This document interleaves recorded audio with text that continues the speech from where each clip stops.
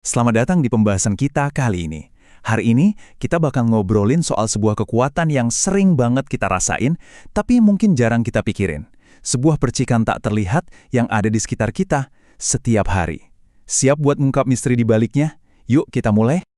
Kita semua pasti pernah ngalamin ini kan? Itu loh, momen kaget pas mau buka pintu, terus tiba-tiba ada sengatan kecil yang tajam. Nah, ternyata percikan kecil itu adalah gerbang menuju sebuah fenomena fisika yang luar biasa. Jadi, apa sih sebenarnya yang lagi terjadi di ujung jari kita itu?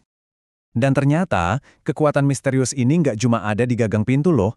Dia juga yang bikin baju kita lengket satu sama lain pas keluar dari mesin pengering. Atau bikin rambut kita berdiri setelah disisir, atau bahkan bikin debu seolah-olah nempel dan nggak mau lepas dari layar TV. Semua ini tuh petunjuk yang mengarah ke satu jawaban yang sama. Oke, setelah kita lihat semua petunjuk ini, sekarang waktunya kita kasih nama buat si biang keladinya. Fenomena yang kita bicarakan ini dikenal sebagai listrik statis. Yap, ini bukan listrik yang ngalir di kabel-kabel rumah kita ya.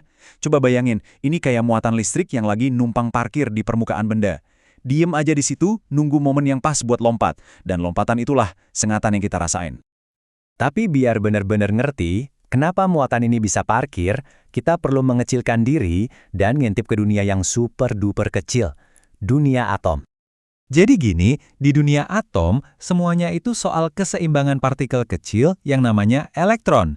Sebuah benda bisa jadi bermuatan positif pas dia kehilangan beberapa elektronnya. Sebaliknya, dia jadi bermuatan negatif pas dia dapat kelebihan elektron. Inti dari listrik statis, ya ini, ketidakseimbangan kecil ini. Nah, dari ketidakseimbangan tadi, muncullah satu aturan main yang fundamental di fisika. Yang berlawanan bakal tarik-menarik, sementara yang sama bakal tolak-menolak. Aturan simpel inilah yang jadi mesin penggerak di balik semua fenomena yang udah kita bahas tadi. Pertanyaan berikutnya, gimana caranya sebuah benda bisa jadi nggak seimbang gitu muatannya? Nah, ternyata ada 3 cara utama buat menciptakan muatan statis. Cara pertama dan yang paling sering kita lihat adalah lewat gesekan. Pasti ingat dong eksperimen di sekolah, pas kita gosok-gosok penggaris plastik ke rambut, sebenarnya kita lagi nyuri elektron dari rambut kita. Si penggaris jadi kelebihan elektron alias bermuatan negatif. Dan tiba-tiba, voila, dia bisa main sulap, narik sobekan kertas kecil. Cara kedua namanya konduksi, atau gampangnya sentuhan langsung. Jadi kalau ada benda bermuatan, nyentuh benda netral, dia bakal nge-share sebagian muatannya. Hasilnya, benda yang tadinya netral, sekarang jadi punya muatan yang sama persis kayak yang nyentuh dia. Nah, yang ketiga ini nih yang paling ajaib, induksi. Di sini, kita bahkan nggak perlu nyentuh, cukup deketin aja benda bermuatan ke benda netral. Kehadirannya aja udah cukup buat bikin muatan di dalam benda netral itu jadi heboh dan misahin diri. Yang positif kemana, yang negatif kemana. Bahkan, ini bisa bikin benda netral itu jadi punya muatan yang berlawanan. Keren kan? Oke, kita udah lihat listrik statis dalam skala kecil-kecilan. Sekarang, ayo kita naikin levelnya. Kita lihat pertunjukan cahaya paling spektakuler di alam, yang ternyata disebabkan oleh fenomena yang sama persis. Percaya atau enggak, sengatan kecil di gagang pintu sama petir dahsyat yang menyambar di langit itu pada dasarnya adalah hal yang sama. Keduanya sama-sama pelepasan muatan listrik statis. Bedanya cuma di skala, yang satu kecil, yang satu lagi luar biasa raksasa. Jadi begini ceritanya. Pertama, di dalam awan, partikel es dan air saling bergesekan hebat, bikin awan itu jadi kayak baterai statis raksasa. Terus, lewat proses induksi, bagian bawah awan yang muatannya negatif mengundang muatan positif buat ngumpul di permukaan tanah. Nah, pas perbedaan muatan antara awan dan tanah ini udah nggak ketahan lagi, duar, terjadilah pelepasan energi super dahsyat yang kita kenal sebagai petir. Dengan kekuatan sedahsyat itu, jelas kita butuh cara buat melindungi diri. Disinilah konsep grounding atau pentanahan jadi super penting.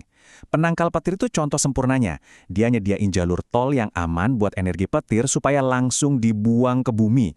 Hasilnya, bangunan kita jadi aman dari sambarannya. Hebatnya, manusia nggak cuma berhenti di situ. Dari yang tadinya cuma fenomena alam misterius, kita berhasil nemuin cara buat menjinakkan kekuatan statis ini dan memanfaatkannya dalam teknologi sehari-hari. Mungkin kita nggak sadar ya, tapi listrik statis itu kerja keras di sekitar kita. Setiap kali kita fotokopi dokumen, ngeprint pakai printer laser, atau bahkan pas kita lagi napas di ruangan yang ada pembersih udaranya, sebenarnya kita lagi menyaksikan keajaiban listrik statis yang lagi dimanfaatkan. Coba kita ambil contoh mesin fotokopi. Cara kerjanya itu cerdas banget. Jadi, pertama, ada drum di dalamnya yang dikasih muatan positif. Terus cahaya dari dokumen asli kita dipantulkan ke drum itu buat ngehapus muatannya, kecuali di bagian yang ada tulisan atau gambarnya. Nah, partikel tinta alias toner yang muatannya negatif otomatis bakal nempel ke peta positif yang tersisa tadi. Terakhir, toner itu dipindahin dan dipanasin ke kertas, jadilah hasil kopiannya. Jadi, kalau kita pikir-pikir lagi, luar biasa ya. Dari yang awalnya cuma sengatan kecil nyebelin di gagang pintu, kita berhasil bongkar rahasianya. Dan bahkan, merekayasanya jadi teknologi yang penting banget buat kehidupan modern kita.